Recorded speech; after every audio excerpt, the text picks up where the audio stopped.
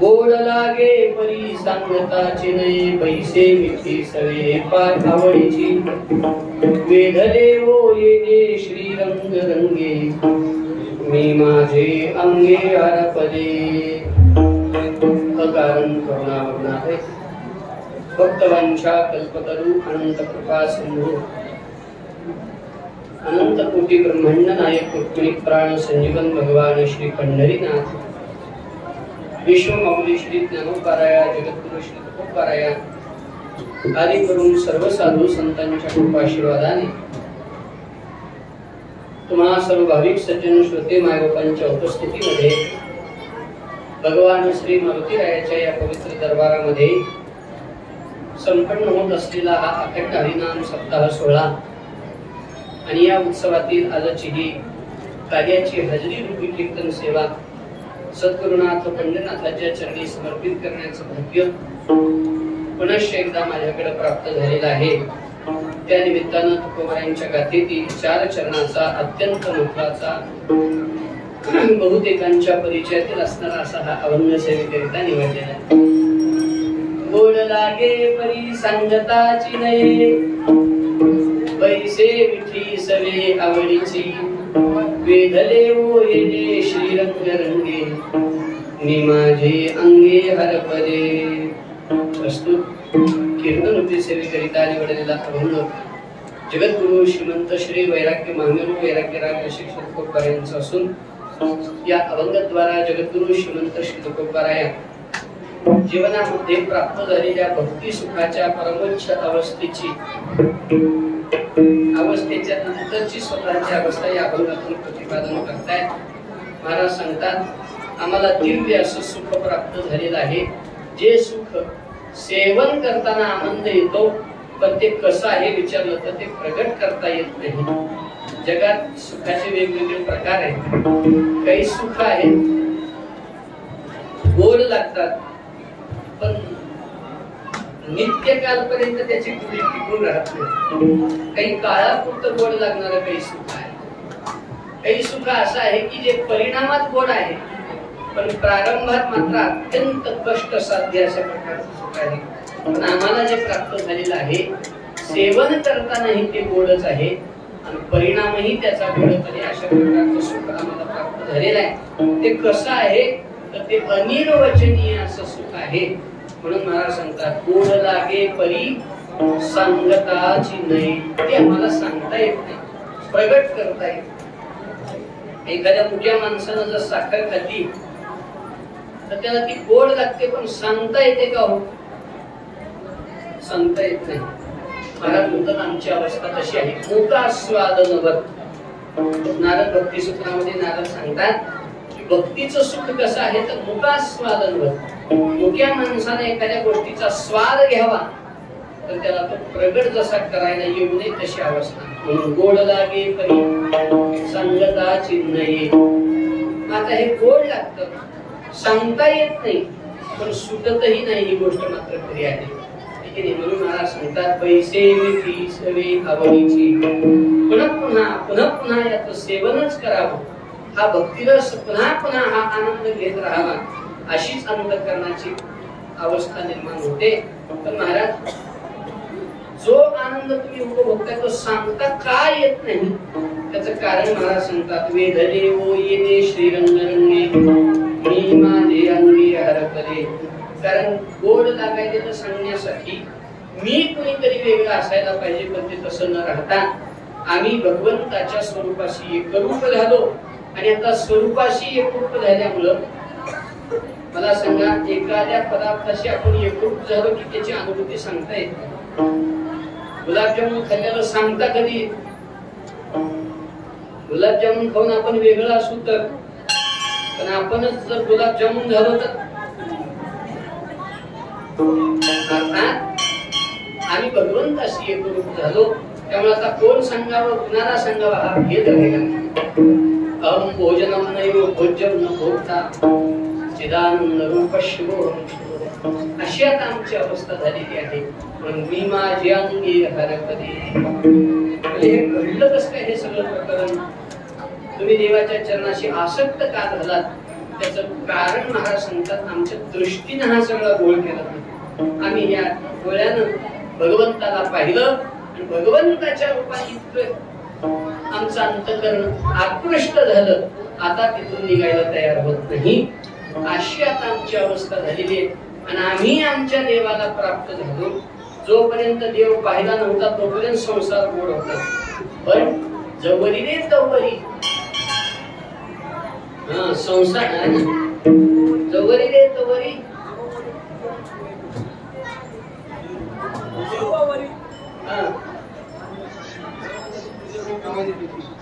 संसाराची गोड.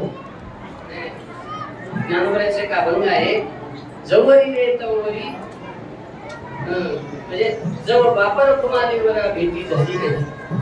त्याआधीच मला आठवे ना, असं नाही काल झालंय आता म्हणून काय आठवत नसलेलं तुम्ही वागून घ्या म्हणून. जवरी रे तवरी संसार गोवटी असं असेल. जवळ बापर कुमारी वरा भेटी झाली नाही. जो संसार कोण कुठपर्यंत आहे, जोपर्यंत देवाच्या दिव्य सुखाचा अनुभव होत नाही तोपर्यंत आम्हाला मात्र आता देवाच्या चरणाचा अनुभव झाला. म्हणून तेव्हा झाली भेटी तुटी मागिलाची, जेव्हा आम्ही भगवंताच्या स्वरूपाशी प्राप्त झालो. तुकयाचा स्वामी म्हणजे दुसरा कोण आहे? तुका म्हणे आपले सनकाधिक ध्यात, जे आमचे कुळदैवत पांडुरंग, त्या पांडुरंगाला आम्ही भेटलो. परिणाम तुकयाच्या स्वामी सवे झाली भेटी, तेव्हा झाले तुटे मागिलाची. वेधले ओ येणे श्रीरंगरंगे मी माझे अंगे हरपले. असा हा एक अत्यंत महत्वाचा असा अभंग आहे. वास्तविक पाहता आपण सर्वजण हजेरीच्या कीर्तनामध्ये आहोत. अगदी थोडक्या वेळामध्ये आपल्याला थोडीशी देवाची सेवा करायची आहे. वास्तविक पाहता चरित्राचा विचार आधी हजेरीच्या कीर्तनामध्ये झालेला आहे. त्यामुळे आता चरित्र झालं, जन्म झाला देवाचा. पण देव मोकळा झाल्यावर देवाने काय काय दिवे लावले, अर्थात चरित्र ते उच्चारावे केले देवे. मोकळ्या भगवंतानी काय लीला केली, त्याचा परिणाम भक्तांना काय झाला, त्याचं वर्णन करणारा हा एक प्रकारचा असा अभंग आहे. थोड्या वेळामध्ये अगदीच संकल्पित वेळेमध्ये सेवा प्रभूचरणी आपण समर्पित करणार आहोत. कारण सर्वांना महाप्रसाद घ्यायचा आहे, राजाचा प्रसाद ग्रहण करायचा आहे. आणि गुणही भरपूर झालेले आहे, त्यामुळे जास्त न लांबवता थोड्या वेळामध्ये सेवा आपण करू. एकदा सगळ्यांनी भजन करा. विठोबा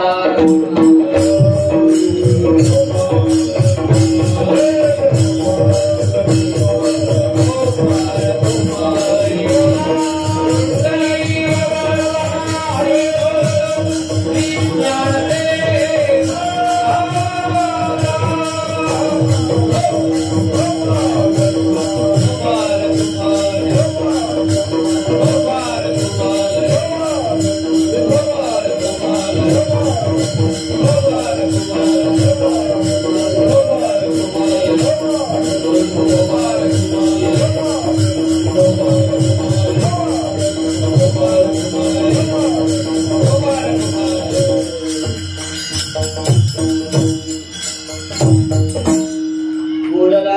पदे संगताची नये वैसे मिठी सवे आवडीची वेदने होईनी श्रीरंगरंगे मी माझे अंगे हरपले जगद्गुरूंचा एक अत्यंत महत्वाचा असा हा अभंग आहे.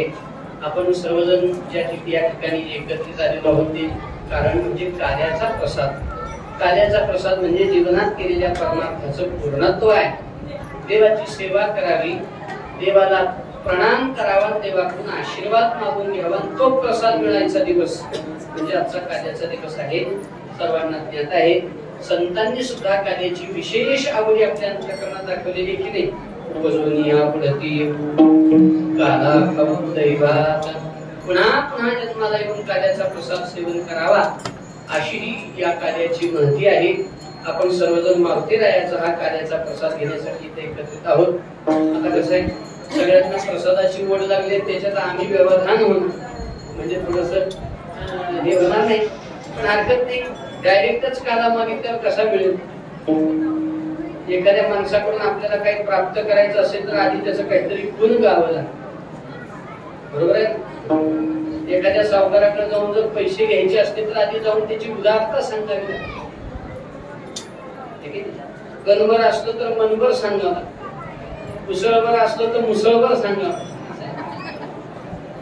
त्याचं मोठेपण गावं लागतं तरच खऱ्या अर्थानं आपल्याला काही लाभ होतो, अन्यथा लाभ होत नाही. म्हणून आधी देवाचं चरित्र गायचं आणि देवाला प्रसन्न करायचं आणि मग देवाचा प्रसाद घ्यायचा हा एक भाव आहे. दुसरा भाव असा आहे की संसाराचे अनेक गोंधळ आपल्या मनामध्ये गाजत असतात, त्याच्यातून आपल्या मनाला स्थिर करण्याच्या दृष्टीने एकच उपाय आहे, ते म्हणजे देवाचं चरित्र. देवाची कथा कीर्तन चरित्र श्रवण केलं की विक्षिप्त झालेलं मन स्थिर होत आणि स्थिर झालेल्या मनानं देवाचा प्रसाद घेतला की लाभ होतो. विचार करा, आपण कुठेतरी प्रवासात आहोत, कडकडून भूक लागली, कुठे काय हॉटेलची व्यवस्था नाही, खायची व्यवस्था नाही, काही नाही. एखाद्या घरी आपण गेलो आणि त्याला जर म्हटलं आम्हाला फारच भूक लागली हो काहीतरी द्या, आपल्या भारत देशात देतात, कोणीच असं काही झटकारून सोडत नाही. काय अर्धी देतील, पोर देतील, एखादी भाकरी काहीतरी देतातच. आणि त्या माऊलीनं सांगितलं की घरामध्ये आमच्या भाकर नाही पण दूध भरपूर आहे, तुम्ही कशात घेता दूध. आमच्याजवळ बाटली आहे, बहुधा आता बऱ्याच माणसाजवळ बाटल्या राहतातच. रात्री तर म्हणजे आदेशच झाल्यास प्रत्येकाने बाटली घेऊन या, त्याच्यामुळे बाटली असणं काही अवघड नाही. भजन करायला सुटल्यानंतर मग बाकीच्या लोकांचा तर काय विषय असो. सांगण्याचा भाग असा आहे की पाण्याच्या बाटल्याबद्दल बोलतो आहे. तर बाटलीत दूध द्या. आता बाटलीत दूध घ्यायचं आहे, पाण्याची का असे ना पण बाटलीत दूध घ्यायचं आहे. आता बाटलीत दूध घ्यायचं असेल तर 2-3 गोष्टीची काळजी घ्यावी लागते. काय काय काळजी घ्यावी लागते. ज्या बाटलीत दूध घ्यायच्या ती बाटली कशी असली पाहिजे, स्वच्छ असली पाहिजे, बरोबर ना. का घाण कुठंतरी रस्त्याच्या कडेला पडलेल्या बाटलीत दूध घ्याल तुम्ही, तर तुम्ही मोग घ्याल हो, देणार तरी कसा देईल घाण बाटलीत. तसं देवाचा प्रसाद घ्यायचं म्हटलं की आपलं मन रूपी पात्र सुद्धा स्वच्छ असलं पाहिजे. निर्मळ मन केल्याशिवाय देवाच्या प्रसादाचं फल मिळत नाही. म्हणून पहिलं काम आपलं आहे की आपलं मन रूपी पात्र स्वच्छ करा. म्हणून तुकोबरायांचा आदेश कसा आहे, म्हणजे तुकोबराची देवाला प्रार्थना कशी, आधी आमचं पात्र स्वच्छ करा आणि मग त्याच्यात प्रसाद द्या. बाहे प्रसादाची वाट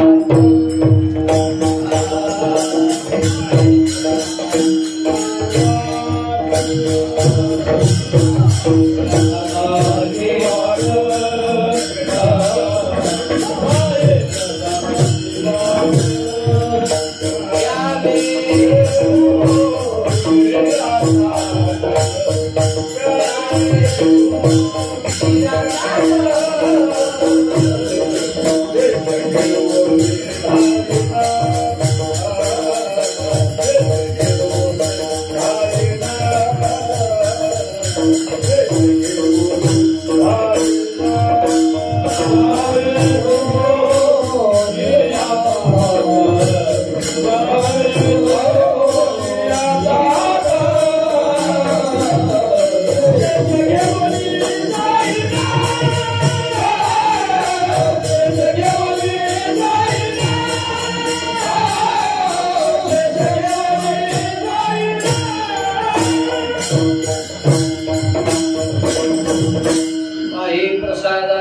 वाट पण कशी द्यावे धोनिया, यावे घेऊनिया नाही दे, द्यावे धोनिया ताट, आमचं पात्र स्वच्छ करा मग प्रसाद द्या.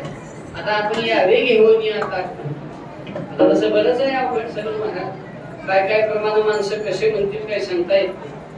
बरवे झाले आजीवरी, नाही पडलो मृत्यूचे आहारी, वाचून आलो येथवरी, उरले ते हरी तुम्हा सरपण, उरले ते हरी तुम्हा समर्पण म्हणायचं सरपण म्हणतात.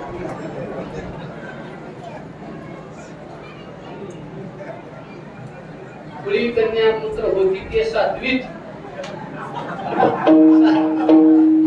सात्विक असं बरंच आता अवघड आहे सगळं. मला शब्द कलांचे सगळे अवघड आहे.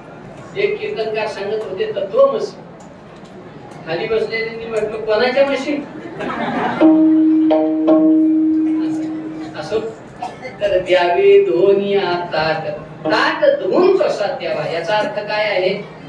ताट धुवून प्रसाद द्यावा याचा अर्थ असा आहे की पात्र शुद्ध करावं मग देवाचा प्रसाद घ्यावा. दूध घ्यायचंय इथंच होतं ना आपण. ज्या बाटलीत दूध घ्यायचंय ती बाटली कशी असली पाहिजे, स्वच्छ असली पाहिजे पहिली गोष्ट. दुसरी गोष्ट अशी आहे बाटलीत दूध घ्यायचंय पण बाटली जर अशी त्या हलत असेल तर दूध ओतता येईल का त्या बाटलीत. म्हणजे दुसरी गोष्ट काय असली पाहिजे बाटली, तसं मन रूपी पात्र सुद्धा स्थिर असलं पाहिजे. चंचल मनाला घेऊन परमार्थ होऊ शकत नाही, त्या मनाला स्थिर करावं लागतं. स्थिर मन झाल्याशिवाय कसं लाभ. योग चित्त निरोधा असं योगसूत्र आहे. योगसूत्र म्हणतं योगाचा परिणाम असा असला पाहिजे की चित्त स्थिर झालं. मग परमार्थात आल्यानंतर देवाचा प्रसाद घ्यायचा म्हटलं चित्त स्थिर पाहिजे. चित्त स्थिर असल्याशिवाय प्रसादाचा लाभ होत नाही. आणि तिसरी गोष्ट अशी आहे बाटली स्वच्छ पाहिजे, स्थिर पाहिजे आणि तो पण उघडलेली पाहिजे का झाकलेली पाहिजे. दूध ओतायचं असेल तर तसं मनावर असलेलं आवरण गेलेलं पाहिजे. आता मी हे आपलं गावठी भाषेत सांगितलं, याला शास्त्रीय भाषेत बोलायचं झालं तर मन विक्षेप आणि आवरण रहित झालेलं असं मन असलं पाहिजे, तरच देवाचा प्रसाद काही लाभदायक ठरतो. आता आपल्या अंतःकरणाचा मल विक्षेप आवरण याचे नाही दोषाचा बाध करायचा आहे. काय करावं. शास्त्राने सांगितलेले उपाय कठीण आहेत. मल घालवायचा असेल निष्काम कर्म करा, विक्षेप घालवायचा असेल स्मरण करा, आवरण घालवायचं असेल ज्ञान संपादन करा. शास्त्राचा हा आदेश आहे. पण आता हे काय निष्काम कर्म म्हणावं, कशाला कर्म म्हणावं तेच कळत नाही. तर निष्काम कर्म काय म्हणा. आपलं निष्काम कर्म कशाच आहे. साधं माणसं जेवण करतात ते सुद्धा निष्काम करत नाही. जिभीचे चोचले डोळ्यापुढे ठेवून जेवतात. अशीच भाजी झाली पाहिजे, तशी चटकमटकच लागली पाहिजे. याचा अर्थ पोट भरायचं साधन सुद्धा आपलं निष्काम नाही, तर मग दुसरे सत्कर्म कुठून निष्काम होणार आहे. म्हणून हे सगळ्या गोंधळात आपल्याला पडणं शक्य नाही. म्हणून संतांनी सोपा मार्ग सांगितला. चित्त शुद्ध करायचं असेल, चित्त स्थिर करायचं असेल किंवा चित्तावर असलेलं अज्ञान रूपी आवरण घालवायचं असेल, या तिन्हीला एकच औषध आहे. जसं पूर्वीच्या काळात एक इंजेक्शन होतं, आता ते सरकारनं बंद केलं. त्याला काय पेन्सिलिन इंजेक्शन म्हणायचे. 100 रोगावर चालणारे एक इंजेक्शन. तसं तीनही दोष अंतःकरणाचे घालवायला एकच साधन आहे, ते म्हणजे देवाचं चरित्र. म्हणून तुकोबराय म्हणतात दीन आणि दुर्बळासी सुखराशी हरिकथा तारू भवसागरीची. उंच नीच अधिकारी कसे का असेना, अधिकार संपन्न उंच असो किंवा अनाधिकारी भ्रष्ट झालेले साधनामध्ये असो.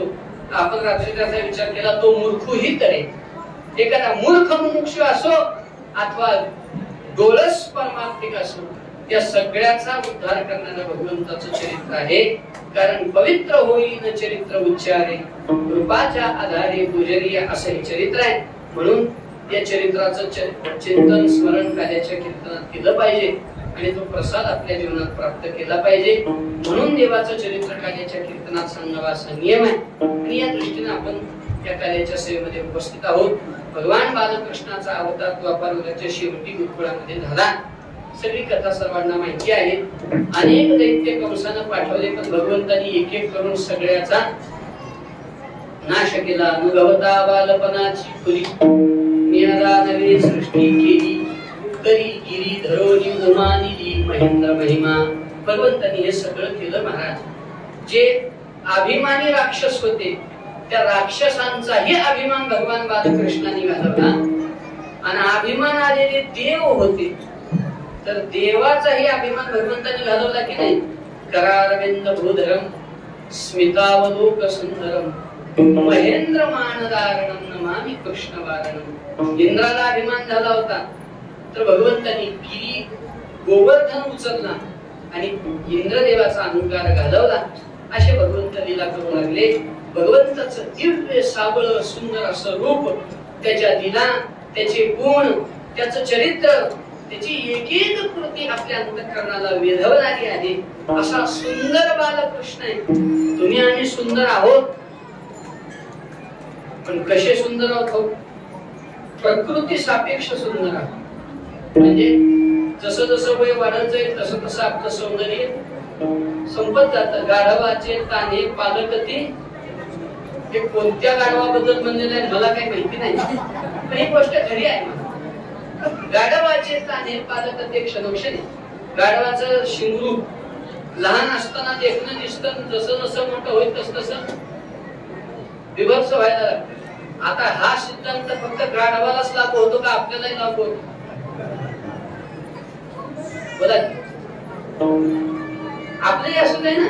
बालपणी जसं लेकरू दिसतं तसं पुन्हा दिसत राहतं का?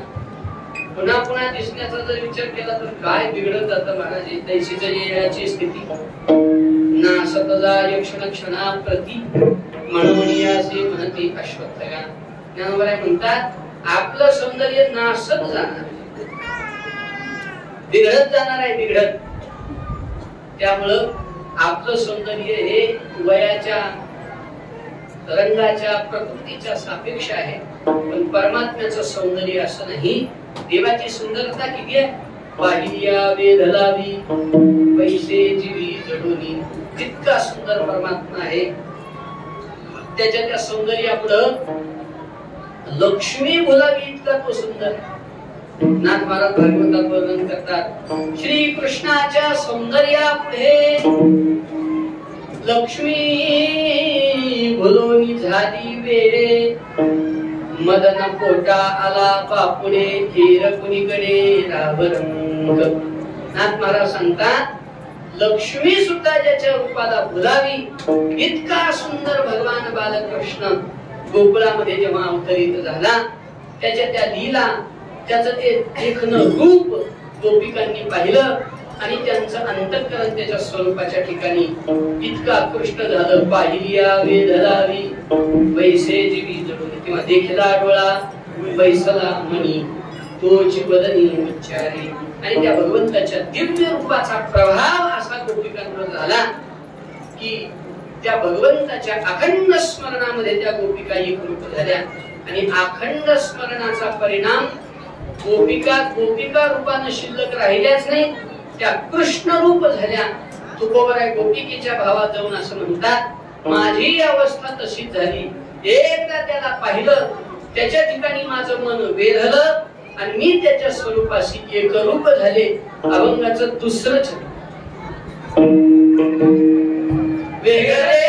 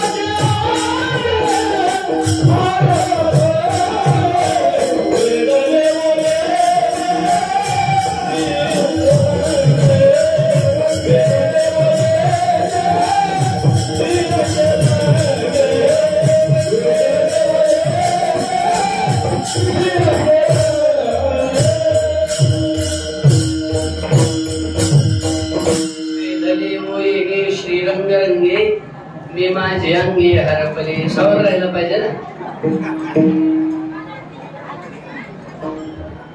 आता कोण किती सावध राहते बघायचं ठरवलं. वेधले मोहिने श्रीरंग रंगे मी माझे अंगे हरपले. तुकोबराय सांगतात गोपिकांचा भाव तुकोबराय प्रकट करतात की माझं अंतःकरण इतकं त्या भगवंताच्या स्वरूपाच्या ठिकाणी एकरूप झालं. मी माझे अंगे हरपले. माझी आमीपणा झाला यावरी उगाना. भोगी त्यागी पांडुरंग तेने वसविले. अशात आमची अवस्था झाली. मी म्हणून कुठं काही शिल्लक राहिलं नाही.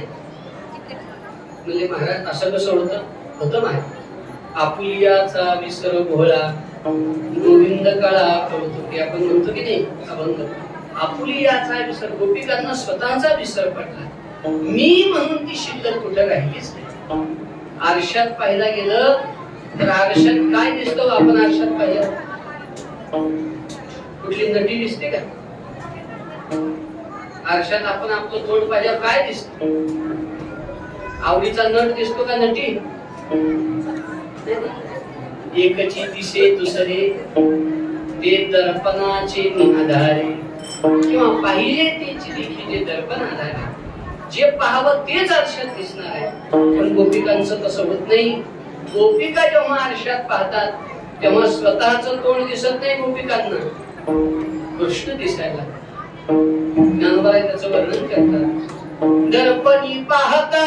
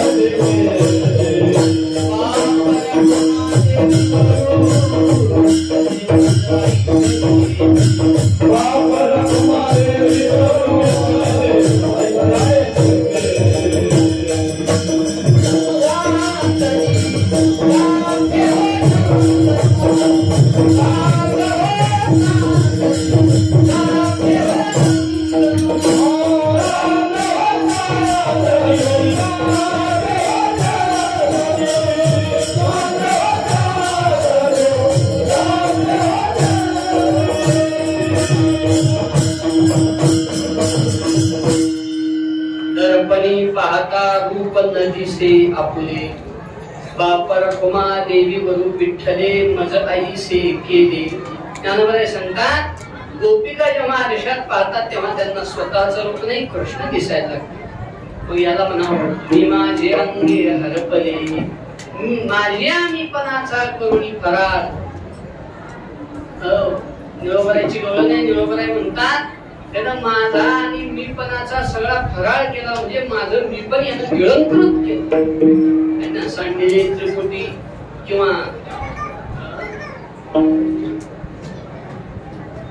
गिळोनी सांडलेले कलेवर भवक्रमाचा आकार.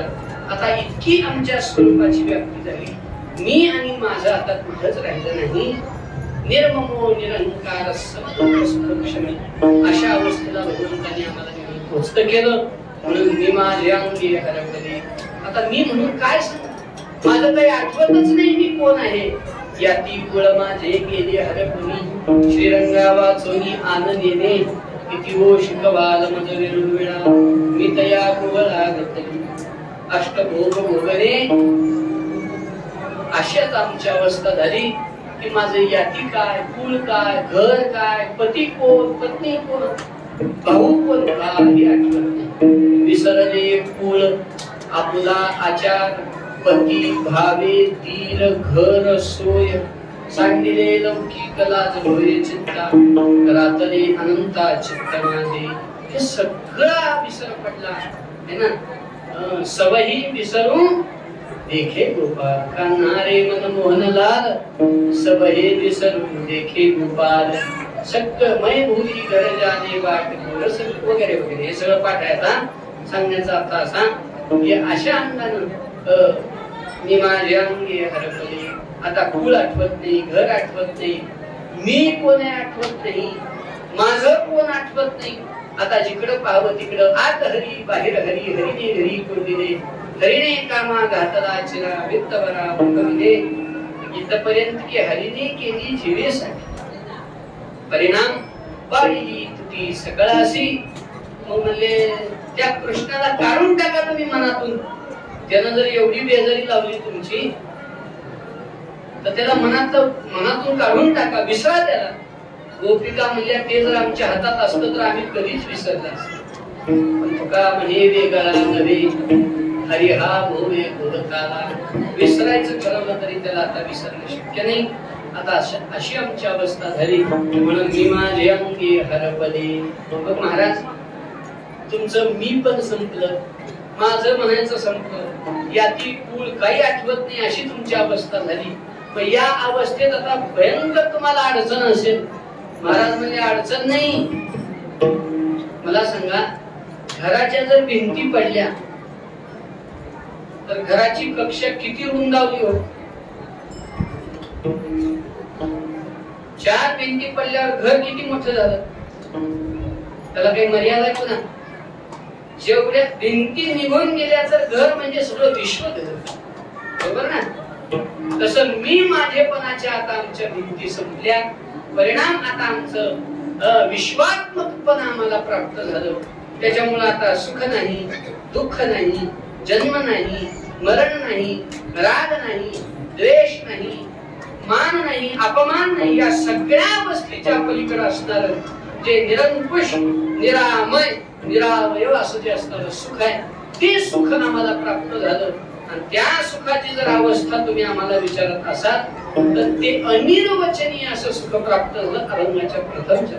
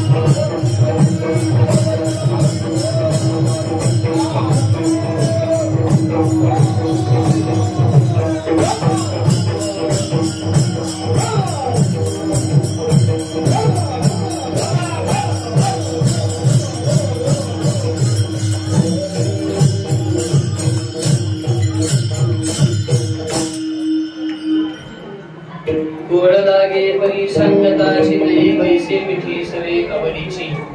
जगद्गुरु तुकोबाराय सांगतात, बाबा भगवंताच्या त्या स्वरूपाला पाहिलं, याती कुळ गोत्र या सगळ्याचा विसर पडला आणि एकच विषय अंतःकरणाचा राहिला. एक विषय तो सकळांचा आहे, त्याच्या आवडीने आवडी इतरी, अशी अवस्था आम्हाला प्राप्त झाली. आणि त्या अवस्थेचा जो परिणाम आहे तो कसा आहे, गोड लागे परी संगताची नाही. तिथला जो आनंद आहे तो अलौकिक आनंद आहे.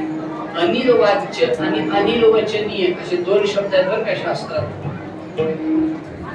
अर्वाच्य आणि अनिल वाच्य दोन शब्द आहेत. अर्वाच्य म्हणजे जे सांगूच नाही असं, आणि अनिल वाच्य म्हणजे सांगताच येत नाही असं.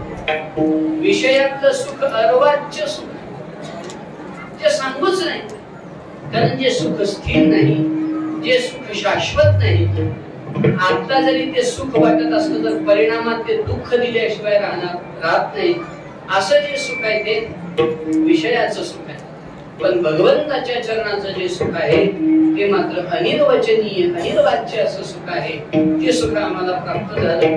ते का सांगता येत नाही. महाराज सांगतात, प्रेमने बोलता सांगता दाविता अनुभव चित्ता चित्त जाणी. चित्ताला अनुभव आहे तेवढाच अनुभव फक्त राहील, पण ते कसं आहे हे मात्र सांगता येत नाही, कारण त्याला उपमा देता येत नाही. निरुपम अशा प्रकारचं सुख आम्हाला प्राप्त झालं. मला सांगतात, गोड लागे बरी संगताची पैसे मिठी सवे आवडीची. रंगले वेधले मोये श्रीरंग रंगे मी माझे अंगी हरपले. आता भगवंताच्या चरणाच्या ठिकाणी आमचं मन अंतःकरण आसक्त झालं. आता उठावे से मना येत नाही नारायण. आता कोठे धावे मन तुमचे चरण देखलिया. अशी आता अंतःकरणाची अवस्था झाली. पण महाराज तुमचं मन देवाच्या चरणी वेधलं, याला कारण काय आहे? कसं आहे, सगळ्या इंद्रियातला जो प्रधान इंद्रिय ते आहे मन. पण त्या मनाला सुद्धा एखाद्या ठिकाणी पोहोचायचं असेल तर त्याला कारण आहे डोळे. काय डोळ्याचं प्रमाण? दृष्टी मुखे मन इंद्रियाच्या द्वारे. जिथं दृष्टी आसक्त झाली तिथंच मन आसक्त होतं, असं त्याचा अर्थ. तुकोबाराय म्हणतात आमची तीच अवस्था झाली. आधी डोळ्यानं त्याला पाहिलं आणि डोळे तिथं जाऊन अडकले, दुसरं पाहायला तयार होईना. डोळे तिथं गुंतल्याचा परिणाम आता मनही तिथं जाऊन गुंतलं. अभंगाचं तिसरं चरण. दृष्टी बैसले ते ठाई करते की ना दृष्टी बैसले ते ठाई करते की ना दृष्टी बैसले ते ठाई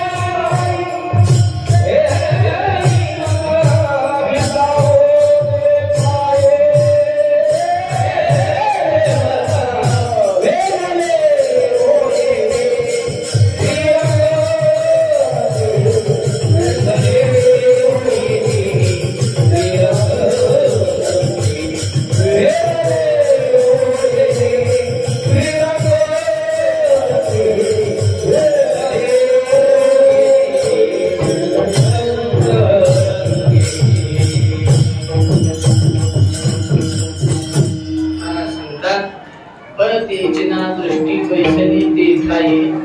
भगवंताच्या स्वरूपाच्या ठिकाणी रूपी गुंतले लोचन चरणी स्थिरावले मन, अशी अवस्था झाली. किंवा तुका म्हणे नवे परती तुझ्या दर्शनी मागवते, अशी डोळ्यांची अवस्था झाली.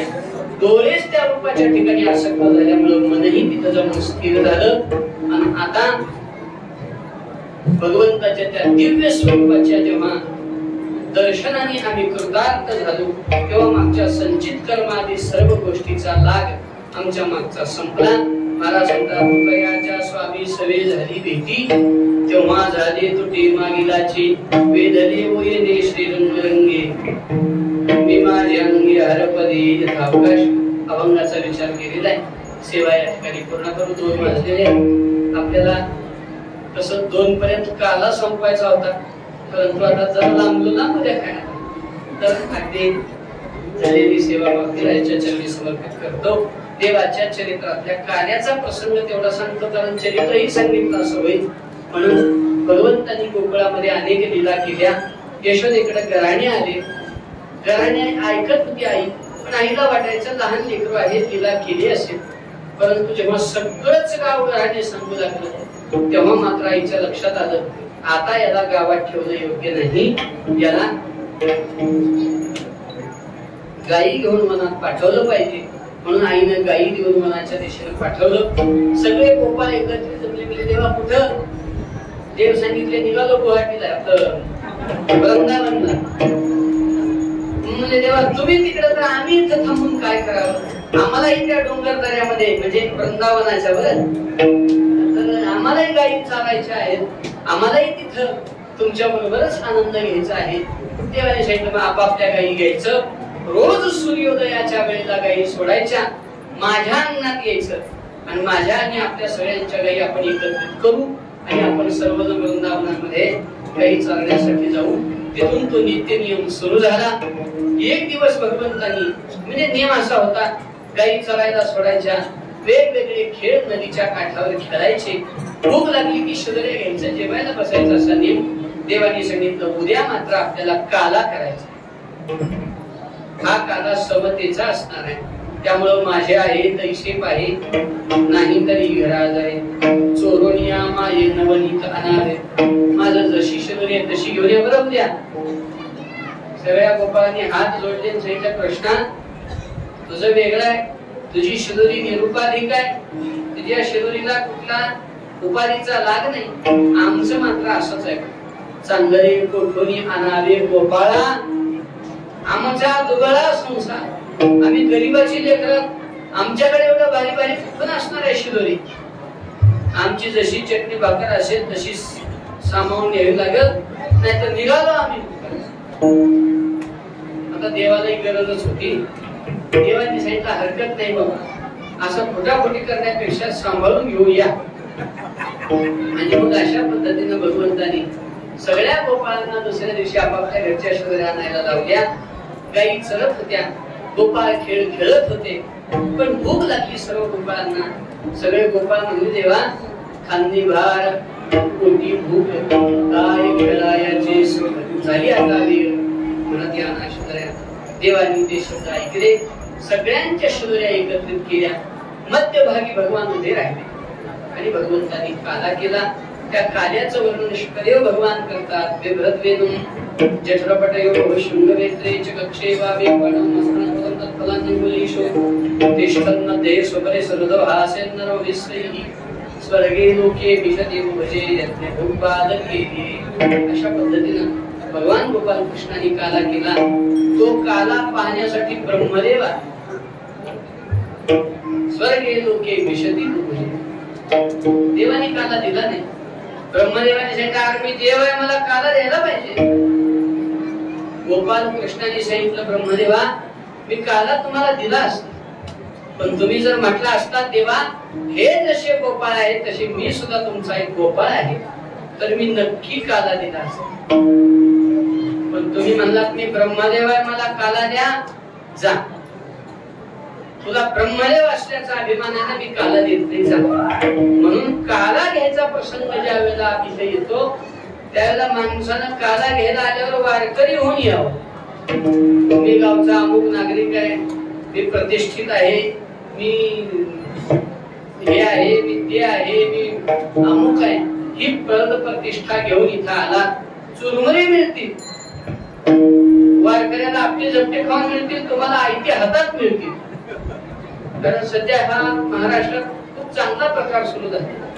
व्हीआयपी लोकांची विशेष ट्रीटमेंट केली जाते चांगली गोष्ट काय ते असेल ते असेल त्याचं तुम्हाला हातात काला मिळेल पण तो काला नसणाऱ्या चुरमुरे राहतील. म्हणून मी भक्त आहे, मी देवाचा एक बाळ आहे, मी एक गोपाळ आहे. याच भावनेनं ज्या दिवशी आपण काला घेऊ त्या दिवशी काला मिळेल. मी महाराज आहे, मी कलाकार आहे, मी गायक आहे, मी सेवाधारी आहे, मी अमुक आहे, असं म्हणून जर प्रसाद घ्यायला पुढे आलो, या अभिनिवेशाला घेऊन आलो की मग परिणाम असा होईल, चुरमुरे हातावर पडतील. हातावर पुरी दिल्या म्हणण्यासारखं हातावर चुरमुरे दिले असं काला मिळणार नाही. प्रतिष्ठा अंतःकरणात ठेवून मी कोणीतरी विशेष आहे हा भाव अंतःकरणात ठेवून जर काला झाला घेतला तर त्याचा परिणाम काला मिळणार नाही. म्हणून इथं भक्त होऊन काला मागावा. ब्रह्मदेवाने भक्त होऊन मागितला नाही, मी देव आहे म्हणून काला मागितला. देवाने सांगितलं देत नाही जा. आता बारक्या लेकरांनी देत नाही जा म्हणल्यावर तुम्ही पुन्हाही असा ते देत नाही म्हणजे देतच नाही. ब्रह्मदेवाला वाटलं हा एवढूसा गवळ्याचा पोर मला काला नाही म्हणतो, मी दाखवतो म्हणजे मी काय चीज आहे. मग मी यासाठी मागे लागली, मी अमुक करी, मी तमुक करी, इडी लावी. देव म्हणजे काय लावायचं लाव, मी तुझा बाप आहे.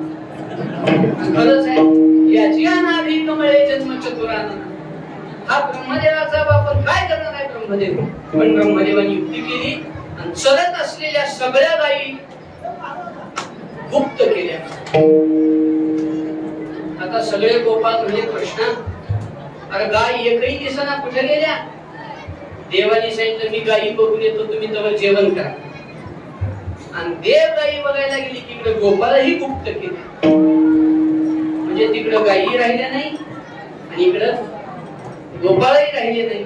देवाच्या लक्षात आलं की हा सगळा खेळ कुणाचा आहे, ब्रह्मदेवाचा खेळ आहे. म्हणून भगवंतानी स्वतःच्याच शरीरामधून तशाच गायी, तसेच गोपाळ, तशाच काठ्या, तशीच वासर, आता त्या काठीची गुंगळ, गोंगड्या सगळं देवाने स्वतःच्या शरीरातून निर्माण केलं. नळोबराय त्याचं वर्णन करतात नाही का ठिकाणी. नळोबराय म्हणतात काला वाटिता आणि कये कयेने नवला उठीला, काला वाटिता विधाता ठकविला, भाग निदिता तो वत्स कोवळ घेऊन गेला, तैसाची आपण येथे होवनिया आखेला. है ना, कवतुक पाहावया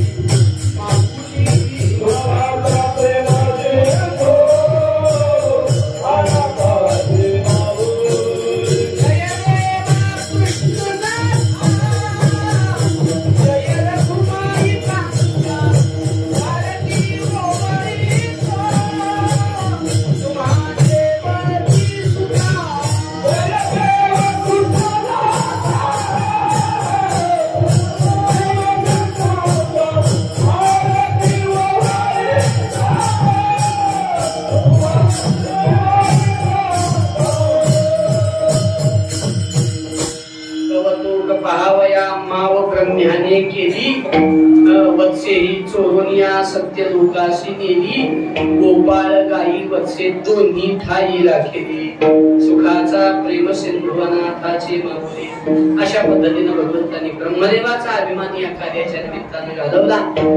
आणि असा ब्रह्मादिकांना दुर्लभ असणारा काला गोपाळांच्या संगतीमध्ये भगवंताने तुम्हा आम्हासाठी त्या यमुनेच्या काठावरती केला, तोच काला आपल्या संतांनी चंद्रभागेच्या तीरावर केला, तोच काला भगवान श्री मारुतीरायाच्या दरबारात आदरणीय मालकांच्या हस्ते आपल्या सर्वांना प्राप्त होणार आहे।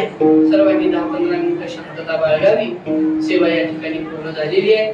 सर्वांच्या प्रेमानं ही सेवा प्रभूचरणी समर्पित करण्याचं भाग्य प्राप्त झालं।